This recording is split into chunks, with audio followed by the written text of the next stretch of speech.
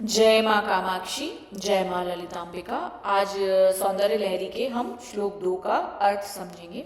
पढ़ते हैं।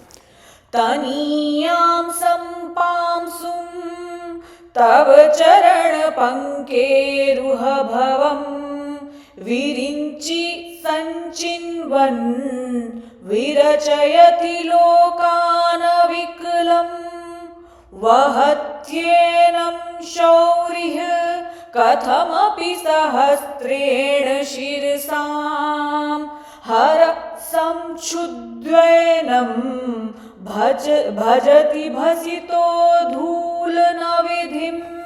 अच्छा, देखिए सौंदर्य लहरी को पढ़ने के लिए कौन सी बुक के लिए आपको है, तो ये देखिए, ये गिरी पब्लिकेशन की आती है, जस्ट हार्डली 40 रुपीज़ की है, पर ये यहाँ ही साउथ में मिलती है। तो अगर आपके शहर में कोई गिरी बुक डिपो है तो इसमें बहुत अच्छे से सारे श्लोक दिए गए हैं। You can see, can you see, Tamil में, एक तरफ तमिल में, दूसरी तरफ संस्कृत में भी है, तो आप इससे पढ़ सकते हैं। क्योंकि थोड़ा थोड़ा यहाँ टाइपोज है, तो I am just trying to read from this book. ठीक, तो आगे चलते हैं, श्लोक का अर्थ समझते हैं। तनीयां संपांसुं तव चरण पंकेरुह भवम, मतलब माँ, यहाँ पे माँ के फीट पे मेडिटेशन, माँ के चरण कमलों पे मेडिटेशन है।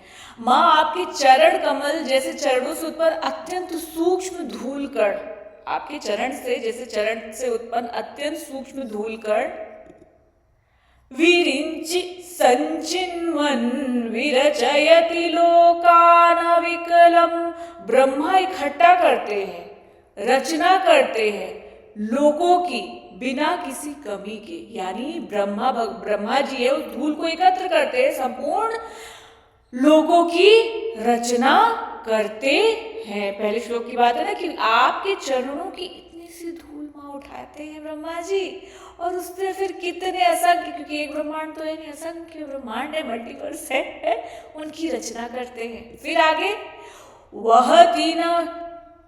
वहत विरिञ्चि संचु विरचति लोक वहत्येनं शौरी कथमपि सहस्रेण शिरसाम, मतलब विष्णु उसी प्रकार, किस प्रकार अपने हजारों जो शेषनाग है उसके सिर पर किसी तरह धारण करते। तो विष्णु कौन है, जो हर अणु में है, उनकी शक्ति कौन है, माँ ललितांबा है ना, शक्ति के बिना।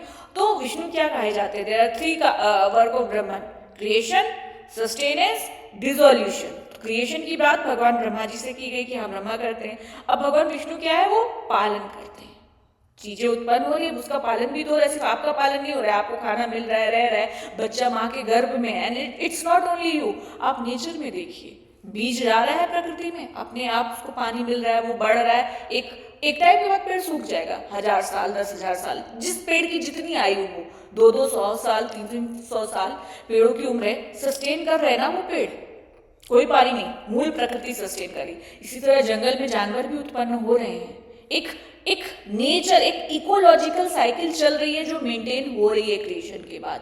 तो उसी की बात की गई है कि विष्णु, भगवान विष्णु उसी प्रकार अपने हजारों सिर शेषनाग के उस पे इसको धारण, किसी प्रकार तो धारण कर पाते हैं। माँ शक्ति, कौन दे रहा है वो शक्ति, आप दे रही हैं। अब उसके बाद हर संचुभ्येनम भजति भसितो धूल नविधिम।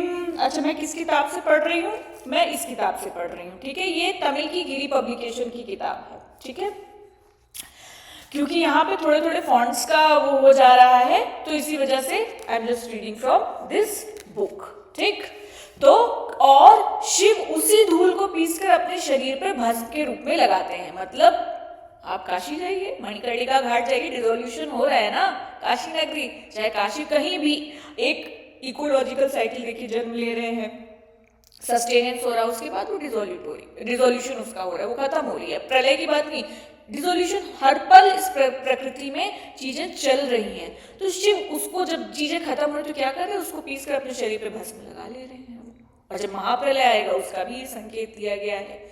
तो तीनों फंक्शन चल रहे हैं। तो बात यहाँ पे क्या की है, माँ के चरण कमल पे ध्यान है। देवी के चरणों के अत्यंत सूक्ष्म धूल से ही ब्रह्मा के लिए सृष्टि की सामग्री बनती है।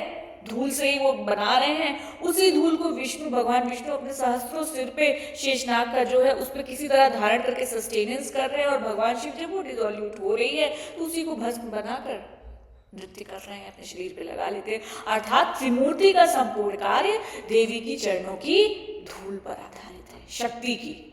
तो यहाँ पे शक्ति की महत्ता बताई गई है। ठीक है, चरणों की धूल का अर्थ क्या है? ये सच में धूल नहीं, वो शक्ति का सूक्ष्मतम कण है, कॉस्मिक एनर्जी की बात है। ब्रह्मा क्या करते हैं? 14 लोकों की रचना, स्वयं सक्षम नहीं, शक्ति के कारण सक्षम है।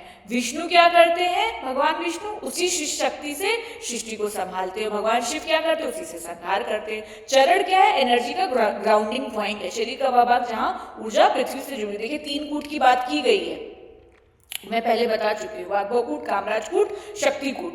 चरण यहाँ पे थोड़ा नीचे किया, ग्राउंडिंग पॉइंट है एनर्जी का, जहाँ से ऊर्जा प्रवेश करती है।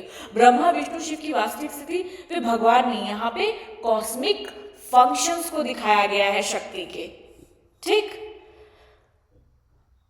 ये बात मैं पहले ही समझा चुकी हूँ। पूरी सृष्टि देवी के चरणों के नीचे सूक्ष्म स्पंदन से बनी हुई है।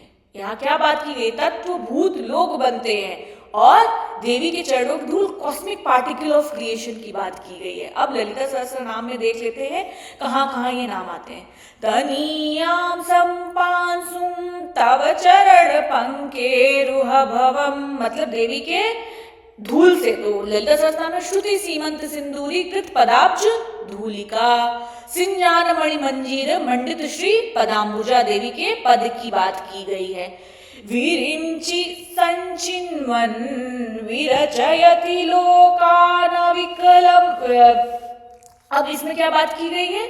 इसमें सृष्टिकर्त्री ब्रह्म रूपा आ ब्रह्म कीर्ति जननी, बात ललिता सहस्त्रनाम में भी यही बात की गई है। यहाँ पे उसको एक छंद में लिखा गया है, उसको एक अलंकार लगा के सौंदर्य और आनंद लहरी में माँ की सुंदरता की आप भाव में जा सके। फिर क्या गए? वहत्येनम शौरी, विष्णु रूपड़ी वैष्णवी गोप्त्री गोविंद रूपड़ी देवी को कहा गया। यहाँ विष्णु भगवान की बात की गई ना, तो उसी के रूप बोला गया है। फिर हर संक्षुभ्येनम भजति भसितो धूलन विधिम, मतलब संहारिणी रुद्र रूपा शिवा स्वाधीन वल्लभा। अब उसके बाद क्या है? इवन त्रिमूर्ति डिपेंड अपॉन हर फीट, तो पंचकृत्य परायणा शिवा शक्त्यैक्य रूपिणी। ठीक, तो ये बात ललिता सहस्त्र नाम में भी। तो आज ये श्लोक 2 हुआ, आगे हम अगले हफ्ते श्लोक 3 को पढ़ेंगे, है ना? तो चलो, जय माँ कामाक्षी, जय माँ ललितांबिका।